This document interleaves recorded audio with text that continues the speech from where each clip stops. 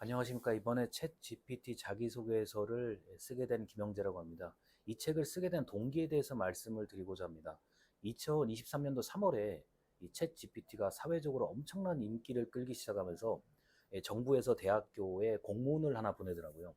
그게 이제 대표적인 게 과제를 제출을 할 때 챗 GPT를 사용해서 그대로 베껴서 제출을 하는 것은 엄격히 금지해달라는 얘기가 있었습니다.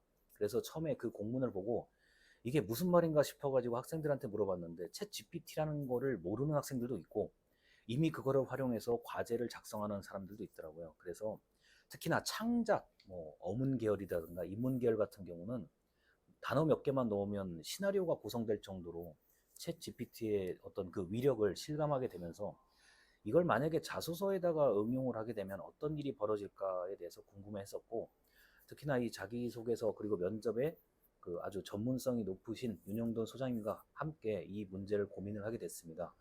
그래서 챗 GPT를 가지고 뭐 호기심 삼아서 이렇게도 입력해보고 저렇게도 입력해보고 했는데 그 챗 GPT가 상당히 시간도 절약해주고 요약도 많이 해주고 좋은 점도 있는데 이게 너무 허구, 가상의 상황을 만들어서 하다 보니까 또 우리가 자기소개서를 쓰시는 분들 입장에서는 꼭 마감 기한이 임박해서 내시는 분들이 많더라고요.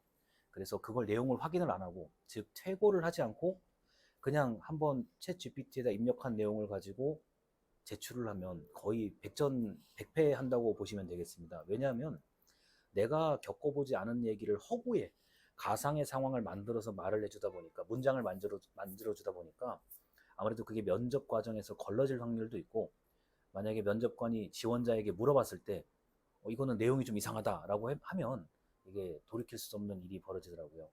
그런데 이게 좀 그 책을 쓰다 보니까 좀 독특한 현상을 하나 발견을 했는데 한 2023년도 한 5월 달쯤 중간고사쯤 되니까 챗 GPT에 제가 이렇게 한번 물어본 적이 있습니다.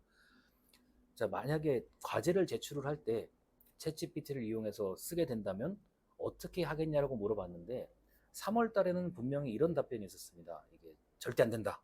이거는 그 교수 그리고 선생님의 그 어떤 그 권한을 침해하는 거고 베끼는 행위이기 때문에 안 된다라고 얘기를 했는데 불과 두 달이 지난 다음에 똑같은 질문을 했을 때 챗 GPT는 좀 다른 답변을 하더라고요. 일단 담당 과목 선생님께 물어보고 제출을 하고 얘기를 하더라고요. 그래서 전적으로 챗GPT 이용하는 걸 거부한다. 그 다음에 하면 안 된다. 이런 답변은 안 하더라고요. 그래서 그 두 달 사이에 이런 그 입장이 바뀌는 걸 보고 아, 자기소개서도 한 번쯤 교정을 해서 그리고 퇴고를 거쳐서 여러 번 수정을 거쳐서 제출을 하면 이게 뭐 반드시 뭐 위반이거나 위법한 행위가 아니라는 걸 알게 됐고, 그리고 방금도 말씀을 드렸지만 이게 허구의 시나리오를 작성하다 보니까 내가 경험한 게 아닌 게 들어가는 경우들이 있더라고요. 그래서 그러한 점을 만약에 놓치고 제출을 하거나 또는 놓치고 제출한 상태에서 면접을 대비하다 보면은 이게 아무래도 면접관의 질문에 제대로 답변을 못할 가능성이 있습니다.